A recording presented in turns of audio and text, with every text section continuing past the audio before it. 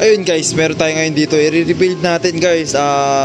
Hindi ko na na-videoan kung paano tayo magkalas or disassembly. Ngayon, rebuild tayo nitong Yamaha Fino dual gauge yan. Yan yung kaha niya. Tanggal na pala yung kaha. Ito yung chassis. Ito yung mga parts. Yan, dito yung mga crankshell natin. Yan yung crankshell, starter, yan yung mga sa CVT, shock. Ito yung head natin, TSMP na 2428 big valve. Yan. Ano pa ba? Siyempre yung mugs, nakakalas. Doon yung fender. Ito, meron tayo dito. Black by G-Racing. Yan, ikakabit natin yan. 59mm G-Racing na black. Ayan. Mga piston ring, head and base gasket kasama yung sa tensioner gasket. Yan, parang semi-dome na rin ata to. Yan, 59 steel bore nga lang pala to guys. Ayan, meron tayong cam. Yan, 7.0 by Racing Monkey. Yan, nagpapabili lang tayo tapos pinapapress na natin yung crankshaft. Ayan, para mapalitan ng bearing yung pinaka-crankshaft natin. Tsaka ano pa ba ang mga nandito? Yan, ito kasi nangyari sa piston niya tsaka sa cam. Cam muna tayo.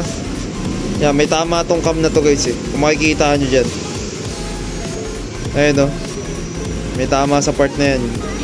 Yan, 7.0 din to kaso nagkaroon ng tama. Tsaka itong piston yan, pang big valve. May tama na rin yan guys. Ayun o. Siyempre kasama yung black. Yan, TTMRC yung brand, may tama. Kaya kailangan natin siyang palitan. Ano pa ba? Ito siyempre maghahasa na rin tayo nito. Yung TSMP na big valve head. Yan, hasa ng valve.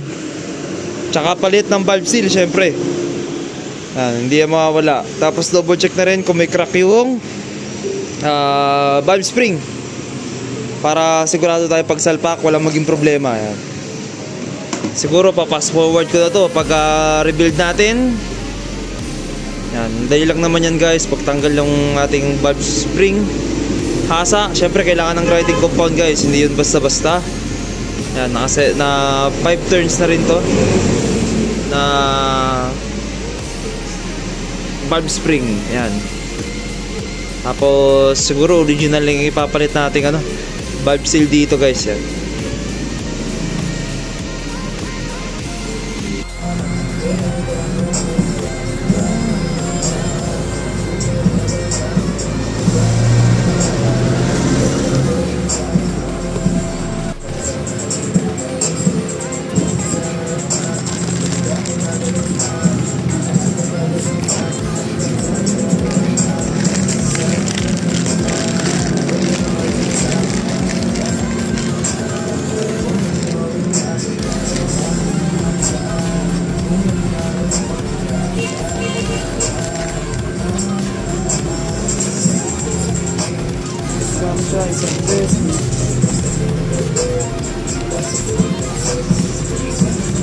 Ayun guys, yan. Assemble natin itong block natin. Yan, ano ba yung na-assemble dito? Syempre yung mga piston ring natin. Ayan. Ito mga piston ring natin, bubuksan natin yan. Papaliwanag ko kung saan siya nakalagay. Yan, at kung para saan itong mga ring na to guys. Kasi medyo maselan din to pag ilalagay guys ha. Hindi to basta-basta. Ilalagay-lagay lang. Meron din tayong pin dito. Yan guys, ito yung ating pin. Yan, mamaya na yan. Ito yung piston natin guys. Yan, pagkabit ng piston guys, syempre X tayo, basta in. Yan, sa intake yan guys, lalo na yung may malaking packet. Yan, X tayo guys. Yan, 4 kasi yun, bali 5. Yan, kasama yung oil ring natin, yung expander ring. Yan, X. Yan, papalawag natin kung ano. Ito yung piston ring natin eh. Papaliwanag ko kung ano ba yung tutukoy ko na X mark yan sa piston natin yan guys. Itong piston kasi natin yan guys, yan meron niyang 5. Siyempre yan 5 na yan, iba-iba yan nakatutok guys, diba? Bali ito sa X, 5 din yan. Bali 4 tong X, dito, dito, dito, dito. Tsaka siguro Pwede dito, pwede sa taas, depende sa inyo guys. Yan. Yan yung piston. Ito yung mga maninipis na piston ring guys. Yan, magka-partner yan eh. Ito may baliktaran to guys. Wala palang baliktaran itong dalawang manipis. Ito kasi ang kasama niyan yan guys. Yun, no? Ito yung mga oil ring natin. Tapos dito guys, paano malaman yung top tsaka second ring natin guys. Yan. Yan. Minsan may mga nakalagay na rin yan dito guys. No? May 1R, 2R. Yan, may nakalagay guys. Pero pag wala nakalagay, yung pinaka first ring natin guys, ito napaka smooth ng ano niyan dito guys. Smooth. Parang hindi siya nakakaiwa. Yan. Pero pagka second ring madalas guys, compression ring. Ito pala yung nagwa-wipe nung ring. Ng oil pala. Yan, na dumaan doon sa oil ring natin. Ito kasi compression ring to guys. Yan. Ito naman yung nagwa-wipe nung mga natirang oil para walang pumasok sa cylinder natin guys. Yan. Kaya saradong sarado yan. Medyo ayan, magaspang or matulis. Ito hindi. Yan. First ring natin. Yan. Smooth to guys. Lahat ng part na yan smooth. Basta nakaibabaw lagi kung saan yung may smooth na part. Kasi pag binaligtad mo to guys, hindi na to smooth. Kaya susundan pa rin natin yung may nakalagay na letter yan. Bali ang unang kinakabit guys, ito mga last na to guys. Lalo na to yung first ring, last to kasi siya nasa ibabaw. Ito ang pinakauna ilalagay natin yan guys. Ito yan. May curve na yan guys. Dito yan. Pinakadulo yan dyan. Yan dyan siya ilalagay. Yan. Tapos tapat lang natin yung dulo-dulo niya guys. Yan. Banda dito sa intake na siguro. Kasi ito kahit baliktaran guys, okay lang. Mas madali lang ito patakin guys. Mas madali ito patakin. Mas malambot to compared dun sa first and second ring natin guys. Lagay mo natin sa ilalim. Ilalim to guys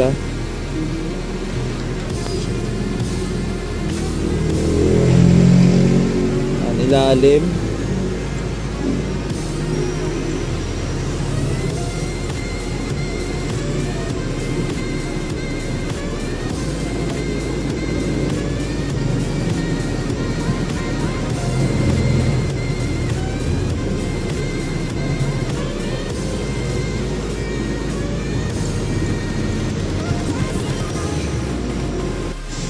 Next guys, yan nakabit na natin. Siyempre sa ibabaw naman yan.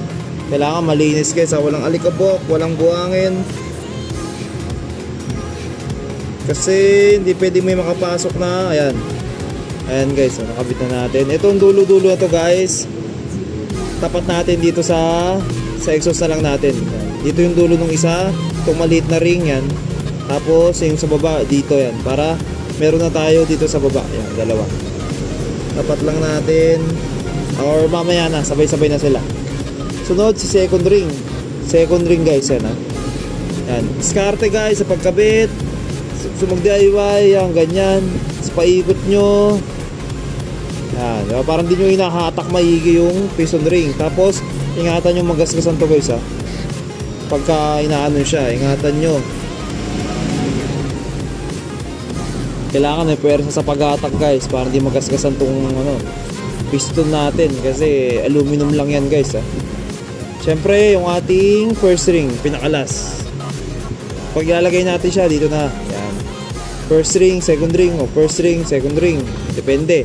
Pagkabit ganyan ulit, tapos bend ng konti, ikot, tapos puwersa hatak. Yan. Huwag nyo gagasgas kasi magagasgasan yung piston natin I-arrange natin siya. Dito yung second ring, part na to, first ring. Yan First ring dito. Yan. Siyempre ito, ayusin din natin yung sa baba. Tapos pwede na natin ikabit yung lock. Isang lock lang, tsaka itong pin mamaya. Para isang lock na lang ikakabit pagka nandun na sa sigunyal natin or sa connecting rod, di ba guys? Tapos lalangisan nyo maigi, walang buhangin, walang alikabok, kahit ano pag ikakabit dito sa piston natin guys para maging smooth. Yan, pati ito piston pupunasan or pag steel bore wag hayaang laging naka-expose sa moisture at kakalawangin yan guys, mabilis kakalawangin.